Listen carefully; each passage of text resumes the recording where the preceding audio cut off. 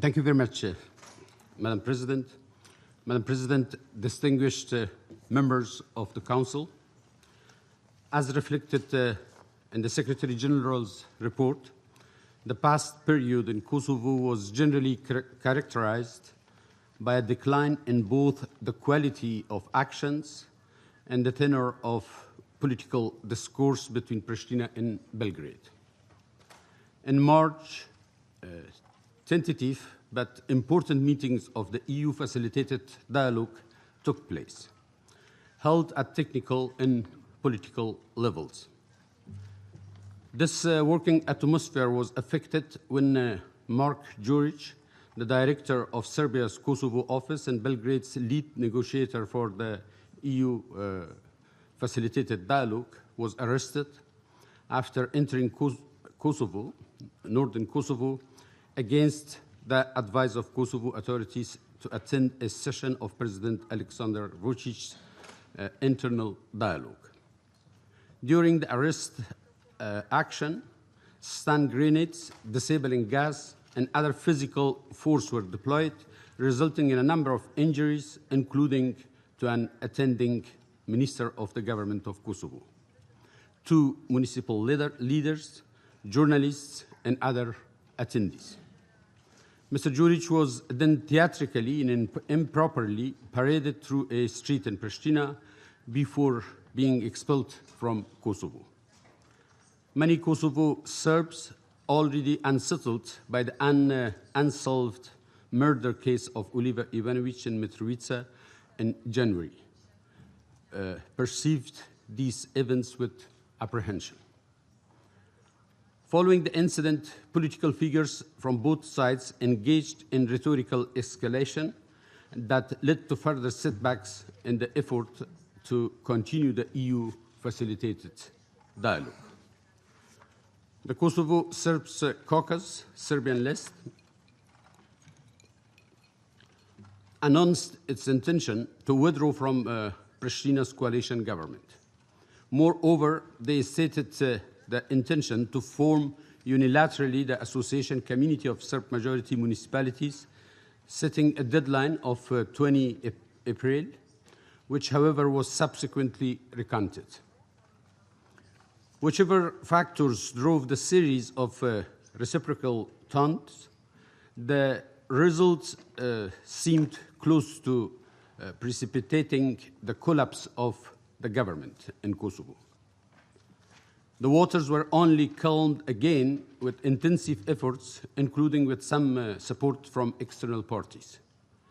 Most importantly, significant efforts made by Prime Minister Ramush Haradinaj and his government, including protracted discussions with the Serbian list and other parts of the coalition, as well as opposition, have helped to keep the channels of communications open. Madam President, there has been discussion over many months about the prospects of a shift in the essentially frozen positions of both sides through the new EU focus on Belgrade-Pristina dialogue and on wider regional engagement. Despite these expectations, recent rising political temperatures have created hurdles in advancing the dialogue that requires sufficient political will from either or both sides to bring a new level of engagement to bolster the process. There is no other viable option. However, for that to happen, there is a clear need for exercising leadership to stand up to challenges, even with short-term political costs. A new focus by Brussels at all levels provides a mutually beneficial opportunity for Pristina and Belgrade to leave the current difficult moment behind and to take the dialogue to the next stage of real progress. Moreover, member states of the European Union have set an ambitious calendar for the region, including the EU Western Balkan Summit in Sofia later this month, the highest level regional summit since 2003. Additionally, the next crucial meeting of the Berlin Process Economic Forum in July, alongside many other initiatives this year to engage the Western Balkans more intensively, would help all to navigate cross currents and take advantage of a new commitment. Madam President, as much as top-level political assurances remain essential, commitments made in negotiations are unlikely to endure without some impetus for confidence among communities and individuals at the grassroots level. To create the atmosphere for reason and good faith compromise to prevail, engagement is needed across all levels, which remains a main priority for the mission. I'm pleased to inform the Council that I have just come from the United Nations Kosovo Trust Building Forum, which I opened alongside Assistant Secretary General Bintu Keita. We were joined by representatives of the United Nations Kosovo team in Kosovo, the European Union, ULIX, and the OSCE from May 6 to 8, held in Ljubljana, Slovenia. Over 100 community leaders from throughout Kosovo came together to discuss ways to address common challenges caused by mistrust and stale political approaches some 20 years after the height of conflict. The starting point of the forum was simple: not to reinvent or reinterpret the past, but to illuminate, guide, and pursue a more positive path for the future. Motivated and energetic individuals from across Kosovo society debated the prospects for building trust through a wide range of positive action and cooperation. The main thematic areas were media accountability, access to impartial justice, economic growth, access to public services, religious coexistence, and educational reform. Multiple focus groups work to strengthen understanding across community divides. The resulting outcomes identified by participants provide a roadmap for objectives to be implemented in Kosovo. Assistant Secretary General Keita stressed that the forum was a proactive attempt to further the sustaining peace agenda, engage in prevention at the local level, as well as link political and development frameworks.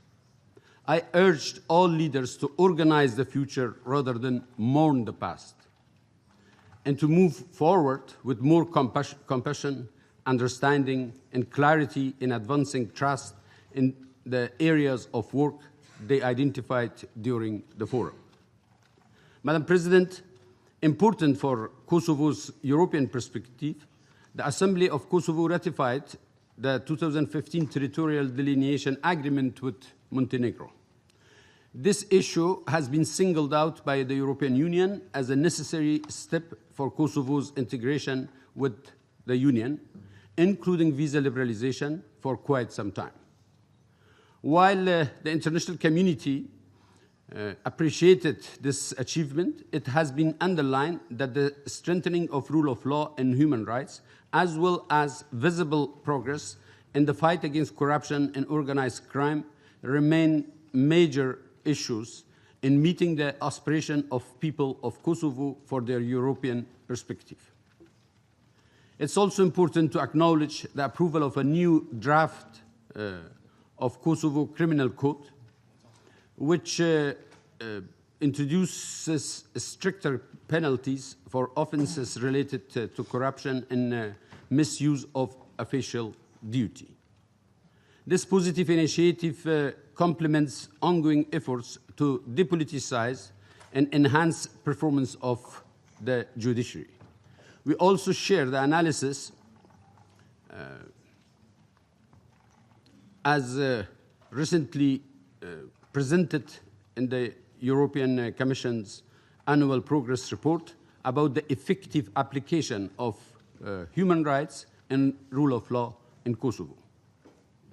It's in this context that Kosovo's rule of law institutions continue to be a major focus for both internal and external attention, as the UNMIK mission is preparing a significant reconfiguration which will transfer direct responsibility to the Kosovo court system for cases hitherto handled with UNMIK in the lead.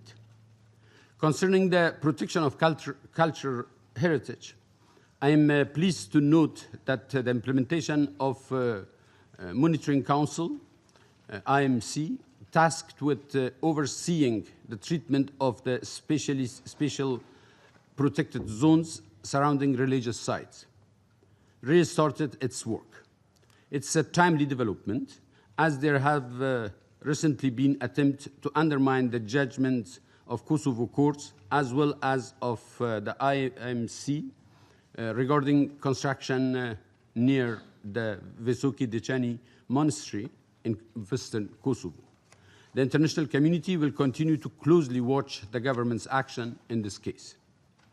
Madam President, UNMIK continues to prioritize its own work in the areas of trust building, human rights, and limited but essential aspects of support to rule of law and justice institutions. Crucial to the mission's efforts are the implementation of the Women, Peace and Security, as well as the Youth, Peace and Security agendas. On 5th March, the mission co-hosted with the UN Women the 2018 United Nations Global Open Day on Women.